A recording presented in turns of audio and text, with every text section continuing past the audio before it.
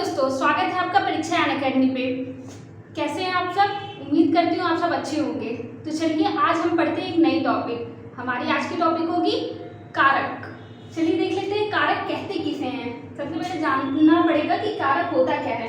तो इससे पहले हम लोग क्रिया पढ़े थे, तो क्रिया से सीधा संबंध रखने वाले शब्दों को क्या कहते हैं?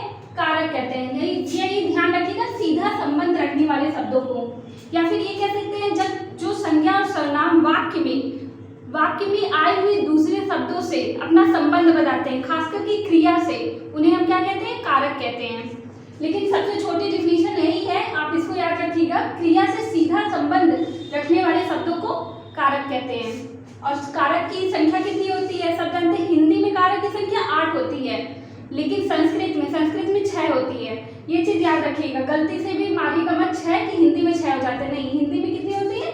8 होती है। इसको नोट कर लीजिएगा, कारकों की संख्या 8 होती है हिंदी में और 6 होती है संस्कृत में। चलिए वो 8 कारक कौन कौन से होते हैं उनको हम लोग देख लेते हैं। ये 8 कारक होते हैं। पहले तो हम लोग जान लेते हैं, देखिए कारक, और कारक के बाद जिसको हम लोग चिन्ह जिससे प्रदर्शित करते हैं कारक को चिन्ह से, वो कारक चिन्ह कहलाते हैं। और उसी को हम परसर्ग भी कहते हैं। कारक चिन्ह को हम परसर्ग भी कहते हैं। कहीं कहीं आपको विभक्तियां भी नाम इनका देखने को मिलेगा, तो आप ध्यान रखिएगा। अगर कारक चिन्ह, परसर्ग, विभक्तियां ये तीनों दिया गया रहेगा तो बात किसकी हो रही होगी? कारक चिन्ह की। तो चलिए देखते हैं 8 कारक चिन्ह कौन कौन से होते हैं। तो हमारा पहला जो होता है वो होता है कर्ता कारक। क्या होता है? कर्ता कारक। कर्ता कारक का चिन्ह क्या होता है? ने। ये चार्ट के माध्यम से पहले बता दे रही हूँ, फिर इसके बाद एक एक डीपली बताऊंगी कि किसमें कैसे कैसे आते हैं। तो देखिएगा पहले कर्ता में कौन कौन से होते हैं? कर्ता का ने। फिर दूसरा होता है कर्म कारक। कर्म कारक का क्या कारक चिन्ह होता है? को। फिर तीसरा होता है करण कारक। करण कारक का चिन्ह होता है से या द्वारा होता है इसका चिन्ह। और संप्रदान कारक, इसका चिन्ह क्या होता है? चिन्ह मतलब परसर्ग या विभक्तियां। इसका चिन्ह होता है के लिए, के वास्ते। तो ये आप चार्ट देखिए, पहले इस चार्ट को ध्यान से देख लीजिएगा। कर्ता ने कर्म को करण से या द्वारा, संप्रदान के लिए, के वास्ते। फिर अब देखते हैं पांचवा, इधर आइएगा, देखिएगा पांचवा जो आपका है वो अपादान कारक है। अपादान कारक का भी विभक्ति चिन्ह से होता है, लेकिन ये करण से थोड़ा अलग होता है। यहाँ आपने करण से देखा होगा, इसका विभक्ति चिन्ह क्या है? से है। लेकिन ये करण से अलग है क्योंकि इसका जो अर्थ होता है अलगाव के अर्थ में होता है, यानी पृथक। जब कोई चीज कहीं से अलग होती है उसके अर्थ में हम इसका प्रयोग करते हैं। अब देखते हैं छठा कारक कौन सा होता है? संबंध कारक। तो संबंध कारक का क्या होगा? का, की, के, रा, री, रे, ना, नी, ने। इसमें ऐसे जो संबंध दिखाते हैं तो इसमें क्या आ जाएगा? संबंध कारक।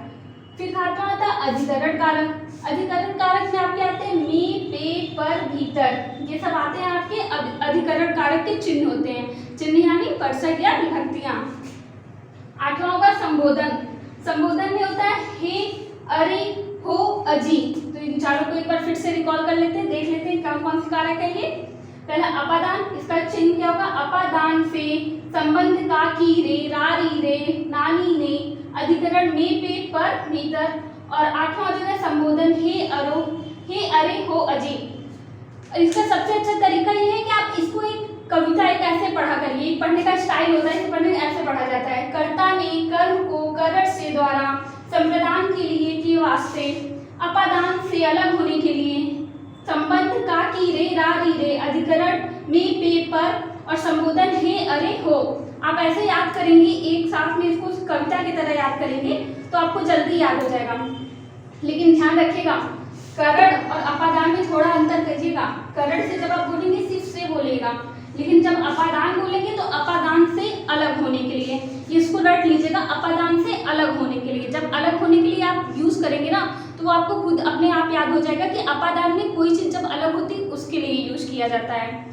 तो इस तरह आप ये कारक चिन्ह और परसर्ग इसको याद करिएगा। कभी कभी मिलान करने को भी दे देता है कि आप मिलान कीजिए कि कौन से कारक का कौन सा चिन्ह होगा या कौन सा परसर्ग होगा। तो आप अगर इसको याद किए रहेंगे तो आप अच्छे से मिला लेंगे। या फिर ऑप्शनल भी करके दे सकता है कि मतलब इस कर्ता कारक का चिन्ह कौन सा है, तो आप उसको सही, जब आप जी जानते रहेंगे तो सही टिक कर लेंगे। और इसके कारक चिन्ह के जो दो अलग नाम मैंने बताए हैं आपको, परसर और एक मैंने क्या बोला है, विभक्तियां। इसको विभक्ति भी बोलते हैं। ये संस्कृत वाली विभक्ति नहीं है, ये अलग है, इसको भी हम लोग क्या बोलते हैं, विभक्ति। आप ये तीनों नाम याद रखिएगा। हो सकता है एग्जाम में परसर दे के पूछ लें या विभक्ति दे के पूछ लें, तो भी आप कंफ्यूज मत होइएगा, आप लगा दीजिएगा। और हिंदी में 8 कारक ही लगाइएगा। 6 अगर संस्कृत का पेपर आप दे रहे होंगे तो उसमें आप 6 कारक लगाएंगे। तो ये था कारक की परिभाषा और कारक का चिन्ह। अब इसके बाद हम लोग एक एक करके इनका अध्ययन करेंगे। तो चलिए दोस्तों देखते हैं कारक के भेद, जो 8 भेद मैंने आपको बताए थे। अब एक एक करके उसको पढ़ते हैं। तो पहला हमारा जो भेद होगा वो कर्ता कारक होता है। कर्ता कारक का चिन्ह आपको बताया था, कर्ता ने। तो इसमें देखते हैं कर्ता ने, इसमें क्या क्या कैसे बोलते हैं, इसको क्या होता है। वाक्य में क्रिया के करने वालों को कर्ता कहते हैं। वाक्य में क्रिया को करने वाले को कर्ता कहते हैं। अर्थात वाक्य में जो काम करता है, मेन कौन होता है, कर्ता ही होता है। पहला शब्द ही आपका कर्ता मिलेगा तो क्या होता है, उसे कर्ता कारक कहते हैं। और इसको देखिए उदाहरण से अच्छे समझते हैं। इसका उदाहरण कैसे होगा, मोहन ने भोजन किया। तो इसमें देखिए किसने भोजन किया, मोहन ने। काम कौन कर रहा है, मोहन। क्रिया का कार्य कौन कर रहा है, मोहन कर रहा है। तो इसमें क्या हो जाएगा, मोहन इसका कर्ता हो जाएगा। ठीक है। फिर राधा गाना गा रही है, तो कौन गाना गा रहा है, राधा गाना गा रही है। काम कौन कर रहा है, राधा कर रही है। तो इसका कर्ता कौन सा होगा, राधा होगी। आप एक चीज ध्यान रखिएगा, अगर कभी भी आपको कर्ता पकड़ने को दे तो आप जैसे यहाँ पे था वाक्य क्या है, मोहन ने भोजन किया, तो क्वेश्चन क्या बन रहा है, किसने भोजन किया, किसने भोजन किया। तो किसने का उत्तर हम लोग को क्या मिला, किसने का उत्तर हम लोग को मिला है, मोहन ने भोजन किया। तो मोहन हमारा कर्ता हो जा रहा है। तो आप इससे पकड़ लेंगे किसने भोजन किया, मोहन ने भोजन किया। एक तो किसने करने का उत्तर जब आपको मिले तो वो आपका कर्ता होगा, और दूसरा होगा राधा गाना गा रही है। तो यहाँ आप क्वेश्चन कैसे करेंगे, कौन गाना गा रहा है, तो राधा गाना गा रही है। तो कौन का उत्तर मिलेगा जब आपको किसने या कौन का उत्तर, किसने या कौन का जब आपको उत्तर मिलेगा तो आपका कर्ता होगा। कभी भी आपको वाक्य में अगर कर्ता पकड़ना हो तो आप किसने या कौन लगाकर क्वेश्चन जरूर कर लीजिएगा। जैसे कौन भोजन किया या किसने भोजन किया, तो मोहन ने भोजन किया। कौन गाना गा रहा है, राधा गाना गा रही है। कौन पढ़ रहा है, जैसे सीता पढ़ रही है, कौन पढ़ रहा है, सीता पढ़ रही है। ऐसे अगर आप क्वेश्चन कर करके देखेंगे तो कर्ता आपको आसानी से मिल जाएगा। तो ये चीज जरूर याद करिएगा, किसने या कौन करके कर लीजिएगा। अगर आपको कभी कर्ता पकड़ने, कर्ता ढूंढने में दिक्कत हो रही है तो ऐसे क्वेश्चन बना के कर लीजिएगा, तो आपको कर्ता जरूर मिल जाएगा। तो वाक्य में जब आपका जो काम करता है या क्रिया का जो करता है, काम यानी कि क्रिया, उसको हम क्या बोलते हैं, कर्ता। अब देखते हैं कर्म कारक। कर्म कारक का चिन्ह मैंने आपको बताया था को, कर्ता ने कर्म को, इसका चिन्ह मैंने आपको को बताया था। तो इसका क्या हो जाएगा, संज्ञा तथा सर्वनाम के जिस रूप पर क्रिया का फल गिरता है, यानी अब जैसे पहले बताया शब्द में करता रहता है, वो कोई काम करता है, लेकिन उस काम का फल जिस पर गिरता है, यानी जो मेन काम जो उसका फल गिरता है वो क्या होता है, कर्म कारक होता है। या कर्ता सबसे ज्यादा जिसे चाहता है, कर्म क्यों ही चाहता है, उसका क्या हो जाएगा, वो कर्म कारक हो जाएगा। अब देखिए इसको उदाहरण से देखते हैं कैसे होगा। आशा ने रूबी को पीटा, तो किसने रूबी को पीटा, आशा ने। तो आशा यहाँ पे तो आपकी हो जाएगा, ये हो जाएगा आपका कर्ता, लेकिन किसको, फल किस पे गिर रहा है, किसको पीटा गया, कार्य किस पे हो रहा है, रूबी को। तो ये क्या हो जाएगा, रूबी आपकी क्या हो जाएगी, रूबी आपका हो जाएगा इसमें कर्म कारक। और चिन्ह आपको को दिख ही रहा है, तो यहाँ से आप पकड़ लेंगे को किसके साथ लगा है, रूबी को। तो यहाँ क्या होगा, कर्म कारक। इसी तरह सीता पुस्तक पढ़ रही है, सीता क्या पढ़ रही है, किसको पढ़ रही है। तो किसको का जब आपको आंसर मिले तो वही हो जाता है पुस्तक पढ़ रही है। किसको पढ़ रही है, पुस्तक को पढ़ रही है। तो यहाँ पे आप लिख लीजिएगा, क्वेश्चन करने क्या क्वेश्चन बनाएंगे आप, किसको करके, किसको को आपका वैसे भी कर्म कारक का चिन्ह होता है। जब आप किसको करके वाक्य में किसको से क्वेश्चन बनाएंगे तो आपको जो उत्तर मिलेगा वो हमेशा कर्म कारक ही रहेगा। तो जैसे आशा ने रूबी को पीटा, तो आशा ने किसको पीटा, रूबी को पीटा। तो फल किस पर गिर रहा है, रूबी पर ही गिर रहा है। तो यहाँ किसको का आंसर भी हम लोग को क्या मिल रहा है, रूबी मिल रही है, रूबी। तो हमारा कर्म ये क्या हो जाएगा, कर्म हो जाएगा, रूबी। इसी तरह सीता पुस्तक पढ़ रही है, तो सीता किसको पढ़ रही है, किसको का उत्तर क्या मिल रहा है आपको, पुस्तक को पढ़ रही है। तो आपका पुस्तक क्या हो जाएगा, यहाँ पे कर्म कारक हो जाएगा। लेकिन अगर यही पूछा जाता किसने किसने को पीटा, तब किसने का आप उत्तर क्या देते, आशा ने, तब आशा आपका कर्ता हो जाती। उसी तरह कौन कौन पुस्तक पढ़ रहा है, तो कौन की जगह कौन का उत्तर क्या आ रहा है, सीता पुस्तक पढ़ रही है, तो सीता आपकी कर्ता हो जाती है। कभी कभी एक ही वाक्य में कई कारक पकड़ने को दे देता है, तो आप क्या अगर कर्ता पकड़ने को कहे तो आप किसने या कौन करके पूछेंगे, लेकिन अगर कर्म कारक पकड़ने को कहे तो हमेशा याद रखिएगा आप किसको किसको से लगाकर क्वेश्चन बनाएंगे। तो चलिए देखते हैं आगे के दो कारक और। चलिए दोस्तों, कर्ता कारक और कर्म कारक के बाद अब हम लोग देखते हैं करण कारक। कौन सा कारक पढ़ेंगे, करण कारक। करण कारक में भी क्या था, कर्ता ने कर्म को करण से, इसमें भी करण से या द्वारा, दो चीज बताया था। इसके चिन्ह क्या होते हैं, से या द्वारा, यहाँ लिख लीजिए, याद कर लीजिएगा, से या द्वारा इसके चिन्ह होते हैं। तो चिन्ह से या द्वारा, तो देख लेते करण कारक कहते किसे हैं, जैसे चिन्ह से ही पता चल जाता है इसमें से या द्वारा किस मतलब किसी के लिए क्रिया की जाती है, तो जिस साधन से अथवा जिसके द्वारा क्रिया पूरी की जाती है। इसमें किसी न किसी कार्य को करने के लिए कभी कभी किसी न किसी साधन की जरूरत जरूर पड़ती है, और जब वाक्य में किसी चीज के लिए साधन का प्रयोग हो या किसी के द्वारा प्रयोग की जाए, तो उसके लिए हमेशा आप किसका प्रयोग करेंगे, करण कारक का। ध्यान दीजिएगा दोस्तों, द्वारा जब भी कोई साधन आए, साधन में क्या होगा, करण कारक ही होगा, ये चीज ध्यान रखिएगा। जैसे उदाहरण देख लीजिएगा, आकाश ने राजू को डंडे से मारा। आकाश ने राजू को किससे मारा, डंडे से मारा, तो साधन इसका क्या हो जाएगा, डंडे से। तो यहाँ जो ये डंडे से होगा, ये आपका क्या हो जाएगा, इसी में आपका करण कारक होगा। साधन क्योंकि क्या है, किससे, देखिए किससे का क्वेश्चन करेंगे तो इसमें क्या आ जा रहा है, डंडे से मारा, तो डंडे से में आपका हो जाएगा करण कारक। चलिए दूसरा देखते हैं, श्याम पेन से लिखता है। यहाँ पे देखिए एक साधन का प्रयोग हो रहा है, श्याम किससे लिखता है, पेन से लिखता है, तो इसमें भी क्या आपका हो जाएगा, करण कारक हो जाएगा। पेन से में आपका क्या हो जाएगा, करण कारक हो जाएगा। ऐसे ही अगर बात कर लीजिए, मोहन साइकिल से जाता है, तो किसमें करण कारक होगा, किससे जा रहा है, साधन आपका किसमें दिख रहा है, साइकिल से, तो साइकिल आपका क्या होगा, एक माध्यमिक साधन बन रहा है, किसके द्वारा जा रहा है, तो क्या होगा, साइकिल के द्वारा जा रहा है, तो क्या हो जाएगा आपका साधन, वो हो जाएगा आपका करण कारक हो जाएगा। ध्यान रखिएगा क्या होगा, करण कारक। और दूसरा देखते हैं संप्रदान कारक। संप्रदान कारक, इसमें बताया था ना, कर्ता ने कर्म को करण से संप्रदान के लिए, इसमें क्या आता है, के लिए, के वास्ते, के निमित्त, ये सब आते हैं इसके, जो इसके चिन्ह रहते हैं, इसका क्या होता है, के लिए, चिन्ह इसका क्या रहता है, के लिए, यहाँ लिख लीजिए, के लिए इसका चिन्ह होता है।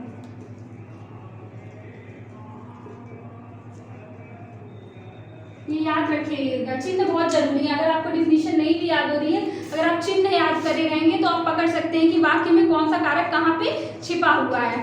तो देखते हैं इसका जो परिभाषा है, जिसके लिए कोई क्रिया की जाती है, जिसके लिए कोई क्रिया की जा रही है, के लिए मतलब अब एक साधन हो गया था, लेकिन किसी साधन के लिए किसी के लिए क्रिया की जाएगी, तो वो क्रिया जिसके लिए की जाएगी उसी में क्या हो जाएगा आपका संप्रदान कारक हो जाएगा।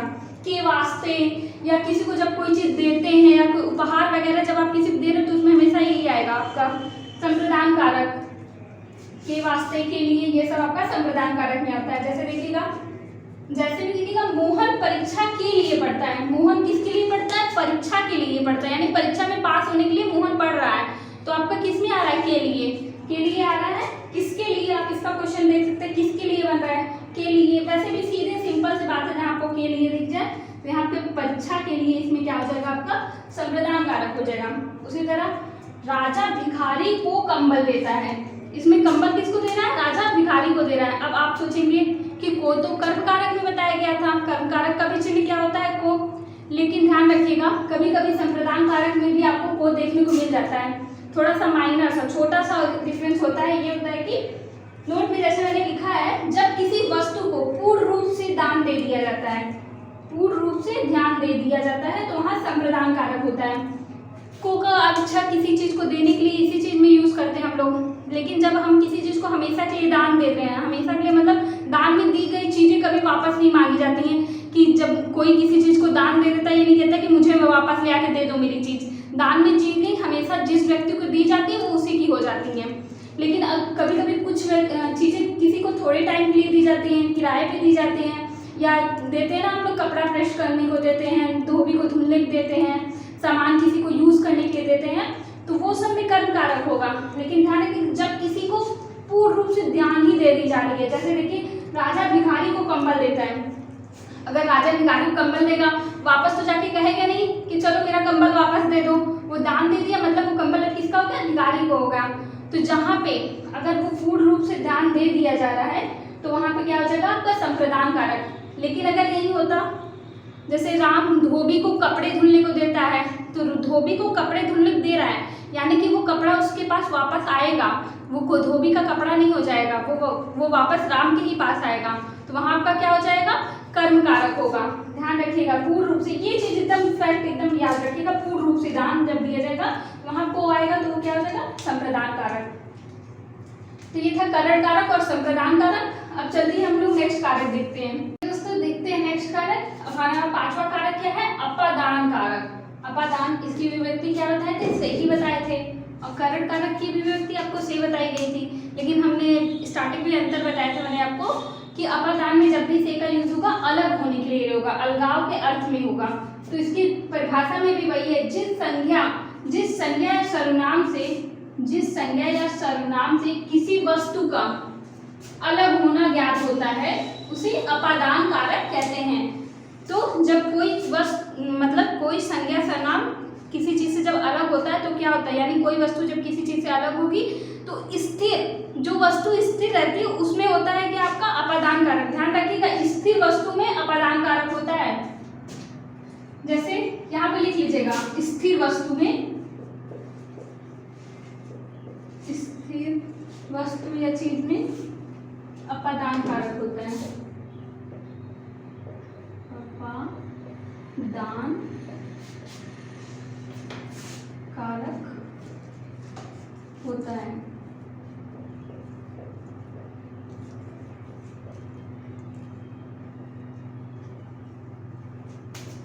तो देखिएगा इस चीज अलग होती है, लेकिन स्थिर वस्तु से जब कोई चीज अलग होती है तो उसमें स्थिर वस्तु में क्या होगा, अपादान कारक होगा। जैसे इसको उदाहरण के माध्यम से अच्छे समझिएगा। देखिए वृक्ष से पत्ता गिरा, किससे पत्ता गिरा, वृक्ष से। यहाँ पत्ता अलग हो रहा है वृक्ष से, और वृक्ष क्या है, स्थिर है, तो क्या हो जाएगा, यहाँ वृक्ष से में क्या हो जाएगा आपका अपादान कारक हो जाएगा। यहाँ देखिए पत्ता अलग हो रहा है वृक्ष से, लेकिन वृक्ष क्या है, स्थिर है। यही चीज मैं आपको समझाना चाह रही थी कि वृक्ष स्थिर है और पत्ता इससे अलग हो रहा है, तो वृक्ष में क्या हो जाएगा आपका अपादान कारक होगा। इसी तरह देखिए बिल्ली छत से कूद पड़ी, बिल्ली कहाँ से कूद पड़ी, छत से। छत आपकी क्या है, स्थिर है, और बिल्ली तो मतलब कूद पड़ी, बिल्ली अस्थिर होगी, तो आपका क्या इसमें अपादान कारक पूछेगा किसमें, तो बिल्ली में मत बताइएगा, आप बताएंगे छत में। छत में क्या है आपका अपादान कारक है। जब कोई किसी चीज से अलग होगी तो आप जैसे रेलगाड़ी स्टेशन से छूट गई, तो रेलगाड़ी तो अस्थिर था वो छूट गया, लेकिन आपका जो स्टेशन रहेगा वो आपका स्थिर रहेगा, तो अपादान कारक आपका किसमें होगा, स्टेशन में होगा।